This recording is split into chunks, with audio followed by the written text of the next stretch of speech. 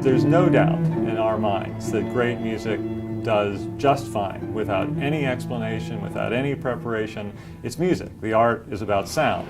But it is true that the music of many composers whom we support is really strong, but strong in a very personal way. In a way that there may be many listeners who have not experienced music that sounds like this, or that does some of the things that the music does.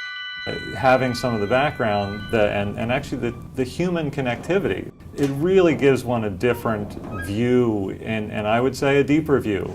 Let me show you briefly. This is just a little notebook, and I got the idea to make a sketch for every different city I traveled through. This is my book, making some notes and drawing for Ethel's work. I knew what I wanted to do very soon in the process, which was a polytextual motet. The piece usually starts from at least a couple months of thinking. When I brush my teeth, when I walk, everything is in my head. To actually understand what the artist was thinking about, how they actually came about the idea for the piece, how they actually created the piece, the process. This is what the studio work actually really helps, I think, illuminate. A lot of what we've done over the last couple decades has been invisible. We give grants, we make composers and people come together, and we want you to see it.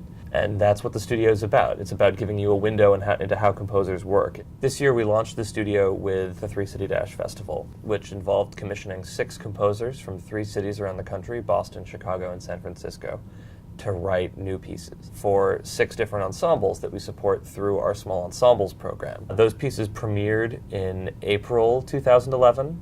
We launched the website on November 15th in 2010.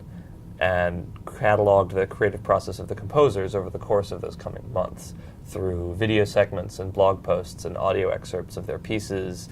The studio was also designed as a way to think about patronage in a new way. There are a lot of people out there who don't know just how powerful they can be in helping music come to be and creating the future, and that's something we'd like to encourage. I think the studio is a really good way of humanizing what it is composers do. You sort of get rid of the powdered wig and romantic notions of composers. I'm a big believer that one of the really interesting things about getting to know a composer, either in person or otherwise, is to actually make comparisons into one's own life and the creative urges and things that all people do. And that basic human creativity is a really important thing. We can all connect with it. The whole process of the Meet the Composer studio is interesting for me because when I was initially approached about it, I thought that it would be much harder than it was.